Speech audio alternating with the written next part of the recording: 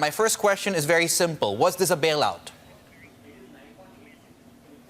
No, it is definitely a bailout, and it is also bailing out, it appears, the large corporates who have defaulted and the promoters who have apparently enriched themselves.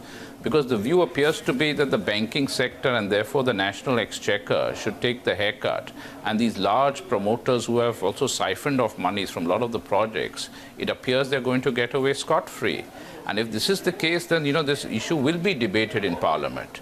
But having said that, I think this is a much-needed change.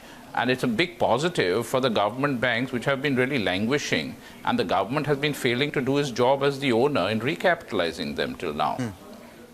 Yeah, but is there a moral hazard here? Here, bailout, but all of the same bad practices that led up to these NPLs and undercapitalized state-owned banks still exist?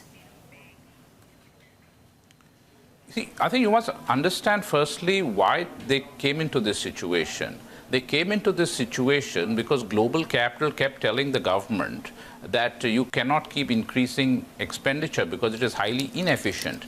And therefore, what the government decided was that infrastructure investments would therefore be done by the private sector. And the banks are the only entities in India which can fund these to the private sector.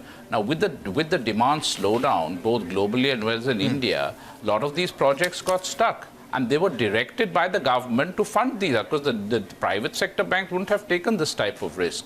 So it has to be seen in that context. If they had not funded these projects, India would not have grown the way it grew in those particular years. And in any boom and bust cycle, the banking sector suffers. And therefore, it's the role of the owner to step in and inject capital, which thankfully the government has very belatedly announced now.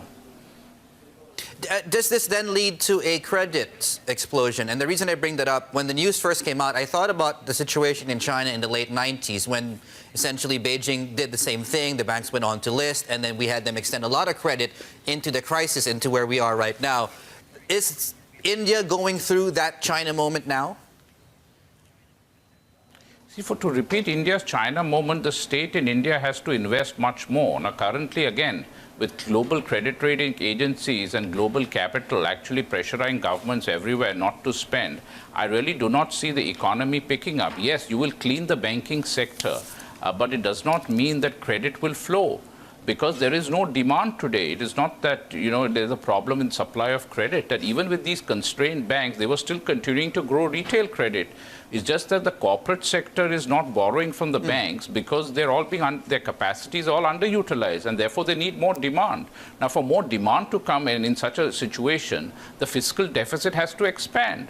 But today, policymakers everywhere, and even in brokerage houses and investment banks, are governed by monetarists who frown upon any increase in government expenditure. So therefore, in my view, it will not lead to a general improvement in credit in India.